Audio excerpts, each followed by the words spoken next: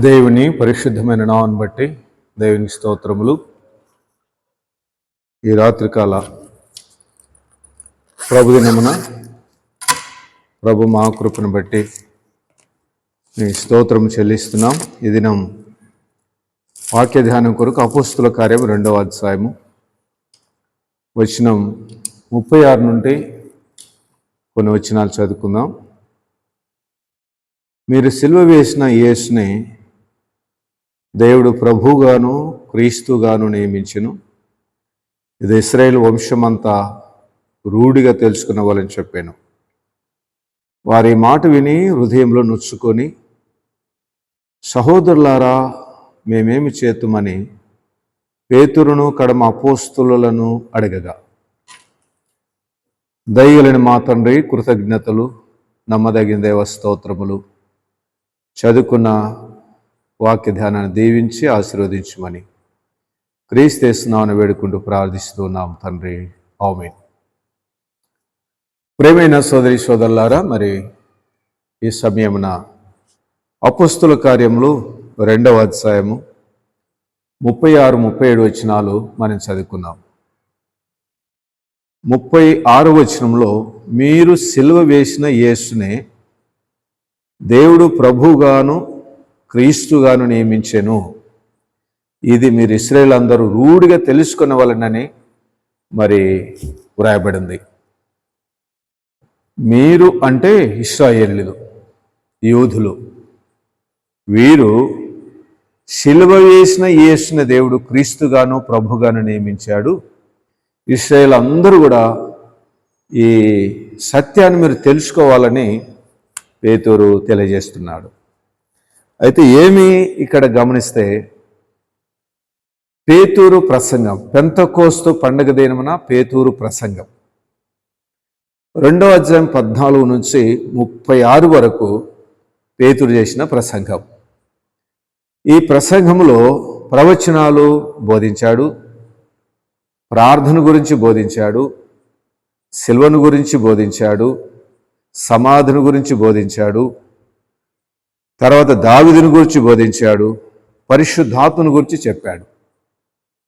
ఇవల్ల చెప్పిన తర్వాత అక్కడున్న ఇశ్రాయేలీయులతో అంటున్నారు, మీరు సిలువ వేసిన యేసును, మీరు సిలువ వేసిన యేసును, ఆయనే ప్రభు, ఆయనే దేవుడు, ఆయనే క్రీస్తు అని యేసుగాను, దేవుడుగాను, ప్రభుగాను, క్రీస్తుగాను ఆయన నియమించాడు అని చూస్తున్నాం. అయితే వారిలో వచ్చిన స్పందన చూడండి. 37లో, వారు అంటే ఇశ్రాయేలు ప్రజలు, వారు ఈ మాట విని హృదయంలో నొచ్చుకొని అన్నమాట ఉందండి. పేతురు ప్రసంగం విన్నప్పుడు, దేవుని మాటలు విన్నప్పుడు, పేతురు యొక్క ఆ పరిశుద్ధాత్మ యొక్క శక్తి చేత పలికిన మాటలు విని మతములో కరుడుగట్టిన యూద మతస్థులు, యెరూషలేము పట్టణంలో ఇశ్రాయేలులు, వారిలో ఒక చలనం వచ్చింది, ఒక కదిలిక వచ్చింది. వారు అంటున్నారు, సహోదరులారా మేమేమి చేయాలి అని అంటున్నారండి. మేమేమి చేయాలి అని అంటున్నారు. అంటే వాళ్ళు మత గర్వంతో మాట్లాడలేదు. ఓ ధర్మశాస్త్రం మాకంత తెలుసులో నువ్వేం చెప్తావు అనలేదు. తగ్గించుకొని విధేయత కలిగి నలగొట్టబడి పక్షాతాపడి మారు మనసు పొంది ఇప్పుడు అంటున్నారు, సహోదరులారా మేమేమి చేయాలి. ఇది అపోస్తుల కార్యములో సంఘ ప్రారంభానికి ప్రారంభం. అయితే పౌలు కొన్ని విషయాలు చెప్పాడండి. 38లో, మీరు మారు మనసు, పౌలు కాదండి, పేతురు మీరు మారు మనసు పొంది అన్నమాట ఉన్నారండి. వాక్యం విన్నవారు, ప్రభుని గురించి తెలుసుకున్నవారు ఏమి కలిగి ఉండాలంటే మారు మనసు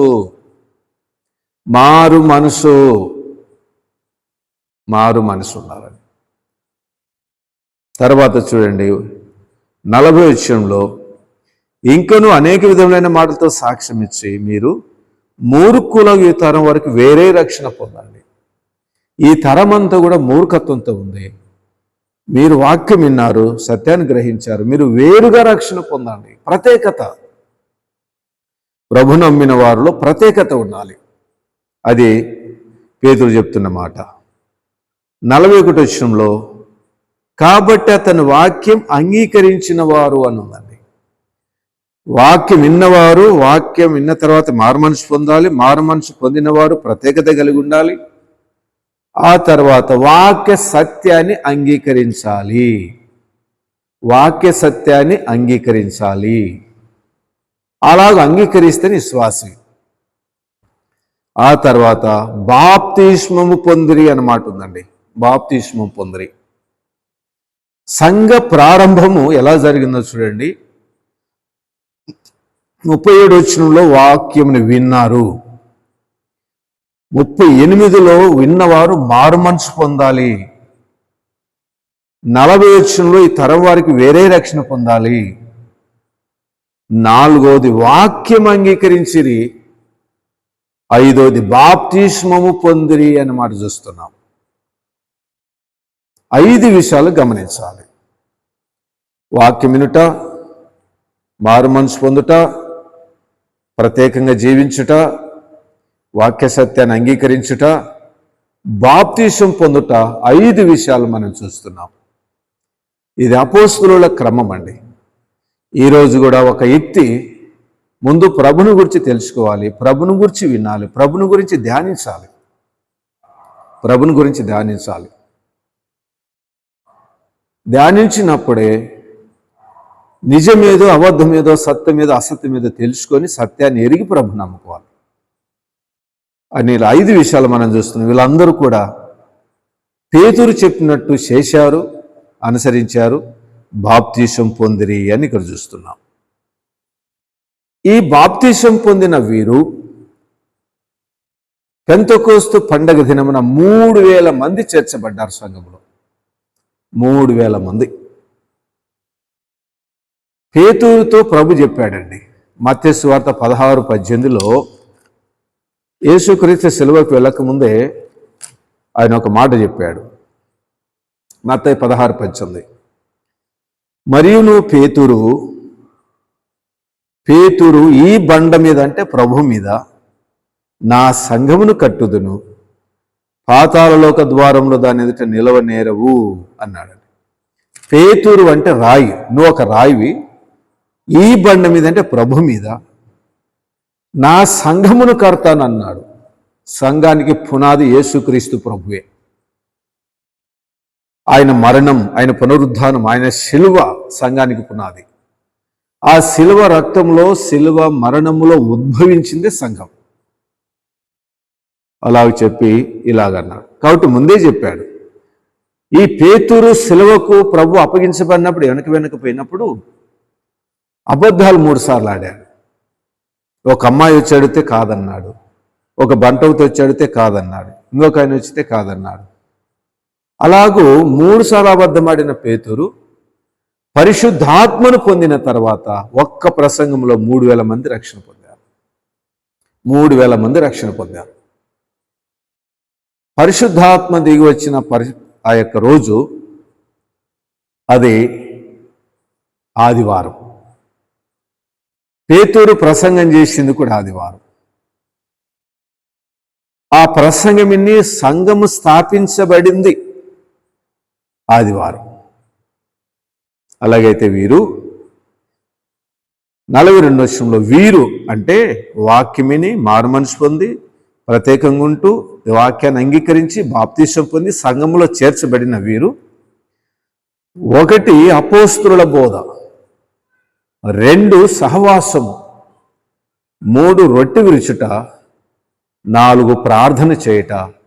ఈ 4 పునాది వంటి సత్యాలు ఆది అపోస్తుల సంఘం అనుసరించారండి. అపోస్తుల బోధ అంటే అపోస్తుల కార్యం అంటే ప్రకటన గ్రంథం వరకు ఉన్నాయి. సహవాసం అంటే దేవునితో మనకు పరిశుద్ధుల సహవాసం, సంఘ సహవాసం ఉండాలి. రొట్టె విరుచుట అంటే ప్రభుని జ్ఞాపకం చేసుకుంటాం.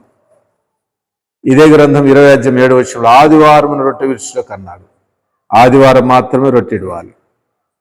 నాలుగోది ప్రార్థన చేయటందు అని చెప్పాడు. ఈ 4 విషయాలు ఆది సంఘము అపోస్తులు ప్రారంభించిన సంఘం అనుసరించిందండి. ఈరోజు చాలా సంఘాల్లో ఈ క్రమం లేదు. వారము ప్రభుదినమున రొట్టె విరువరు, మామూలుగా జనరల్ కూడికలు జరిగిస్తూ ఉంటారు. కానీ ప్రతి ఆదివారమున రొట్టె విరవాలని వాక్యంలో మన ఎడతెగక ఆదివారం 1 కొరింథీ 16:2 ప్రతి ఆదివారం అని ఉంది. అలాగే ప్రకటన 1:10 ప్రభుదినము అని ఉంది. ఈ ప్రభుదినమున ఆదివారమున ఖచ్చితంగా రక్షణ పొందిన వారు, బాప్తిసం పొందిన వారు రొట్టె విరవాలి. రొట్టె విరిచే కార్యక్రమం ఇది. పెంతెకోస్తు పండుగ దినమున ఆరంభించింది. ప్రభు వచ్చేంత వరకు ఈ కార్యక్రమం జరగాలి. అలాగైతే గమనించండి, ఈ పెంతెకోస్తు పండుగ దినమున ఆది సంఘం ఆచరించిన ఈ యొక్క సంఘ సిద్ధాంతం 4 మనం చూసాం. ఈ 4 ఏ సంఘానికైతే లేవో, ఏ వ్యక్తికైతే లేవో అది బలహీనమే.